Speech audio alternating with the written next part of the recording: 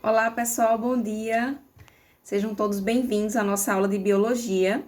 Exclusivamente hoje, essa aula vai ser em formato de vídeo mesmo, vai ficar gravado para vocês poderem assistir, mas vai ser bem simples, tá? Bem resumida.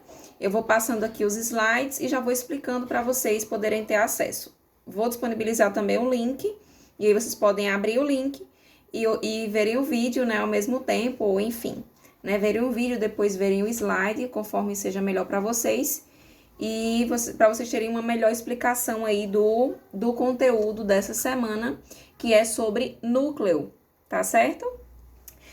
Nós estamos estudando, né, sobre célula, e já vimos, né, que a célula ela é formada por três estruturas principais, que seria a membrana plasmática, o citoplasma e o núcleo, né? Então, a membrana vem ali protegendo, né, selecionando substâncias que entram e saem da célula. O citoplasma vem ali composto por organelas, que cada uma delas tem uma função. E o núcleo é o centro de comando, é o que nós vamos ver um pouquinho a respeito dele hoje. Então, lembra que eu falei para vocês que a célula ela funciona como se fosse uma fábrica? Então, o núcleo seria, então, o centro de comando dessa fábrica. Seria onde estariam ali o diretor-geral daquela fábrica, enviando os comandos que devem ser executados em toda a célula, tá certo? Então, o núcleo, a primeira característica dele é essa. Ele é o centro de comando da célula, tá? Então, ele vai coordenar, né, todas as atividades da célula, tudo o que acontece na célula, seja produção de alguma substância, seja eliminação de alguma substância, seja quebra, né, de alguma substância, enfim, qualquer coisa que ocorra na célula antes passa pelo comando do núcleo, certo? Em geral, uma célula tem um núcleo, né? É o mais comum, né? Existem células, né, que são binucleadas, como os paramécios, por exemplo, e existem algumas células que são plurinucleadas, como é o caso da fibra muscular estriada esquelética, né? Nós temos um músculo chamado de fibra muscular estriada esquelética que possui mais de um núcleo, né? Então, ela é polinucleada. Mas a não ser, né, esses exemplos que eu falei, ou algumas outras poucas exceções, a maioria das células só vai possuir ali um núcleo cada uma, tá certo? O núcleo, ele vai ter duas fases. Ele vai ter uma fase inativa, vai ser uma fase em que ele vai estar como se fosse dormindo, né? Ele não vai estar em atividade. E vai ter outra fase em que ele vai estar em intensa atividade, certo? Então, essa fase em que ele vai estar ali mais tranquilo, digamos assim, né? Sem tanto movimento, vai ser ali entre duas divisões celulares. Então, a gente sabe, né, como nós já vimos, que todo ser vivo, para ele se manter vivo, né, uma das características principais é ele realizar uma renovação celular. E essa renovação celular, ela acontece através das divisões. Então, uma célula, né, se divide e se transforma em duas, e assim sucessivamente, certo? Então, o espaço entre uma divisão celular e outra, a gente chama de núcleo interfásico, seria ali essa fase entre uma divisão e outra. E a gente chama de núcleo mitótico, né? Aquele núcleo em divisão celular. É aquele núcleo que está passando ali pelo processo de separação, de divisão, de formação em duas células, certo? Então, o núcleo interfásico, que é aquele núcleo entre duas divisões, ele tem algumas estruturas, né, que estão presentes nele, que é a carioteca. O que é a carioteca? A carioteca é aquela membrana que cobre o núcleo, né? Não é a membrana plasmática que cobre a célula, mas é a membrana que cobre o núcleo. Então, a gente chama de carioteca. Temos ribossomos, temos poros, que são os furinhos ali na carioteca. Temos o nucleolo, que é como se fosse o núcleo do núcleo, certo? Temos a cromatina e temos o núcleo, né, propriamente dito, que seria formado por essas estruturas. Teríamos o retículo endoplasmático rugoso e o nucleoplasma. Calma o coração, que eu vou falar para vocês, desses eu vou falar os principais pontos e também as principais características, tá bom? Então, olha só. O envoltório nuclear, né? Então, o envoltório nuclear, que é a carioteca, ele é composto por poros que deixam uma passagem livre, né, para certas substâncias que podem entrar livremente e sair livremente do núcleo, tá bom? Só que moléculas maiores, para poder entrar ou sair do núcleo, elas precisam tipo de uma permissão de proteínas que ficam ao redor desses poros. Então, essas proteínas, elas autorizam, né, quimicamente falando, claro, autorizam ou não a passagem dessas moléculas, certo? Então, cada poro, né, ele vai ser rodeado aí por proteínas que vão controlar a sua abertura. A quantidade de poros tem muito a ver com a atividade da célula. Se é uma célula que está em constante atividade, se é uma célula mais tranquila. Então, a gente vai ter aí essa variação, tá certo? Temos a cariolinfa, né? A cariolinfa é como se fosse o citoplasma. É um material gelatinoso, só que fica dentro do núcleo, né? Fica dentro do núcleo. Tem um aspecto gelatinoso, preenche o núcleo e nele vai estar, nessa cariolinfa vai estar contido proteínas, né? DNA polimerase, RNA polimerase, nucleotídeos, vários tipos de RNAs, certo? Então, ela é semelhante ao hialoplasma. Hialoplasma ou citoplasma, né? Aquele líquido viscoso que vai preencher a célula, né? Fora do núcleo, certo? Depois da membrana e depois do núcleo, certo? Na parte intermediária. É semelhante àquele líquido, né? Viscoso, certo? E é o meio, né? Onde vai ocorrer algumas reações químicas, tá certo? O que é cromatina? Que é outra estrutura que faz parte do núcleo.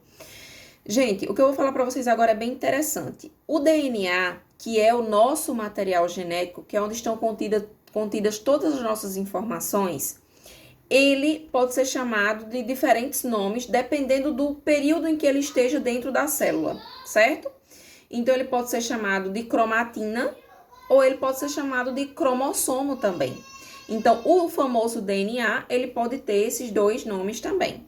Cromatina, quando eu vou ter ali quando ele vai estar naquele período ali interfásico, né, entre duas divisões celulares, e eu vou chamá-lo de cromossomo quando ele estiver, de fato, no processo de divisão celular, certo? Então, a cromatina nada mais é do que o quê? Do que o material de aspecto, né, filamentoso, constituído de DNA, mais histonas. O que são histonas? Histonas são proteínas, certo? Então, a cromatina é essa união do material genético mais histonas, que são proteínas, tá certo? A função é conter, de fato, as informações genéticas, tá bom? Com relação a essa cromatina, existem dois tipos de cromatinas, a eucromatina e a heterocromatina, que é bem fácil de diferenciá-las, porque uma delas, ela tem um aspecto mais claro no microscópio, e ela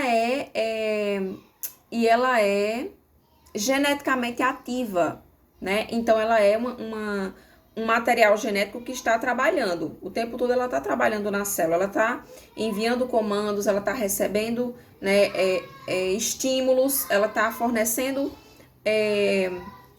comandos mesmo, ela vai estar ali em atividade. Já a heterocromatina, a gente percebe a estrutura dela como sendo mais escura quando vista ao microscópio, e ela é inativa geneticamente, ela não comanda nenhuma função, certo? E que é a maior parte da cromatina, ou do DNA, como queiram chamar. Então, a maior parte da cromatina ou do DNA vai ser inativo, que é chamado de heterocromatina. Então, apenas a eucromatina, né, ela vai ter ali atividade celular, geneticamente falando, tá certo? Então, cromatina, tranquilo. Aqui tem umas partes que eu tô passando, tá, gente? Pra não ficar muito cansativo o vídeo pra vocês. Aí tem o nucleolo, que ele tem o aspecto de um grânulo, né? Mas ele não tem membrana, ele é o centro de produção dos ribossomos. Então, o que é o nucleolo dentro do núcleo? Percebam que todas essas estruturas que eu tô falando, elas pertencem ao núcleo, tá certo? Então, o que é o nucleolo? O nucleolo vai ser ali o centro de produção dos ribossomos, tá certo? deixa eu ver a próxima estrutura, cromossomo, né? Que o cromossomo nada mais é do que o quê? A cromatina, sendo que o cromossomo ele vai estar organizado para a divisão celular. Como assim, professor, organizado para a divisão celular? A cromatina, ela fica solta, né, no núcleo, ela não fica organizada. Se você olhar no microscópio, ela vai estar meio que um emaranhado, né, de fios, algo meio assim. Mas quando a célula se prepara para dividir, para formar duas, aí o cromossomo vai lá e se organiza. E ele tem uma organização bem interessante, né, porque ele se espiraliza, ele fica bem enroladinho, certo? Sobre ele mesmo, ele vai se espiralizar. E ele vai formar meio que um X, né? Aquele famoso X que a gente conhece como se fosse do que a gente chama de DNA às vezes, né? Mas é o DNA em formato de cromossomo. Então, ele vai ter esse formato de X, onde cada, né, perninha desse X, a gente chama de cromátide. O centro, né, aqui no meio, que vai ligar essas duas cromátides, né? Nós vamos chamar de constrição primária ou centrômero, né? É o centro do X, tá? Temos também algumas constrições secundárias que já fica aqui, ó, no finalzinho de cada X. Então, é como se as minhas mãos aqui tivessem sofrido uma constrição secundária. E para finalizar, a última parte e estrutura do cromossomo são os telômeros, que são essas partes finais aqui do cromossomo, tá certo? Então, ele tem essa constituição aqui de uma forma geral, tá certo?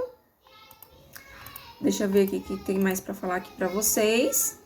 Existem 4 tipos de cromossomos, dependendo da posição onde o centrômero ele vai estar colocado, certo?